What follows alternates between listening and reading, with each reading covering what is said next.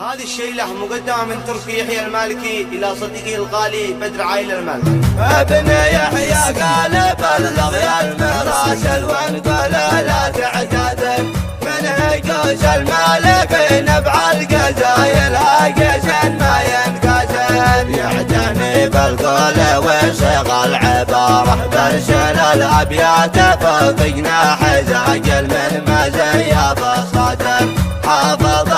داخل الشيخ الأوائل باسم شخص لقتل ما كتبت إلا لنمل من نماره يا سلام الله يبلغ بدر عايل عد غيث من عامل والتحية حاضرة تقتل عاجل في المواقع تنتشر دوم في ليل الزمان وفي نهاره له مكان عالي فوق المنازل في سما العزبة كالحمية والشامة والمراجل في الوقت نقصر لا نخته فزعة رهن الإشارة في الشجاعة حايز رقم البواسل في المواقف منتصر والكرم والقبيلة مالم مثل حاتم الطيصة في العند في نعايل وجود وابتكاره فالجمال نخوته فوق الجمايل اعتزب وافتقر وان وصفتها اشهد ان الوصف قاصر والقوافي تعتذر يا عسى يقبل من الشعر اعتذاره ابن يحيى قال بلغ يا المراسل وانقل لا تعتذر من هجوز المالك نبع القزايل هاجس ما ينقسم يعتني بالقول وصيغ العبارة برسل الأبيات فوق جناح زاجل من مزيف الصدر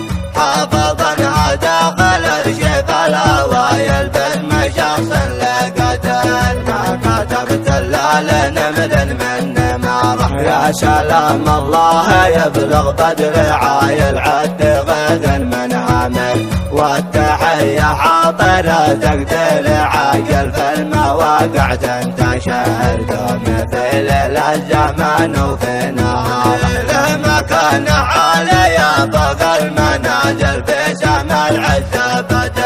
فالحمية والشامة والمراجل بالوطن نقصر لا نخته فزعة رهن الإشارة في الشجاعة حايز رقم البواسل في المواقف منتصر والكرم والقبيلة مالم مثل حاتم الطيصة في العند في نعايل وجود وابتكاره فالجمال نخوته فوق الجمايل اعتزب وافتقر وان وصفتها اشهد ان الوصف قاصر والقوافي تعتذر يا عسى يقبل من الشعر اعتذاره.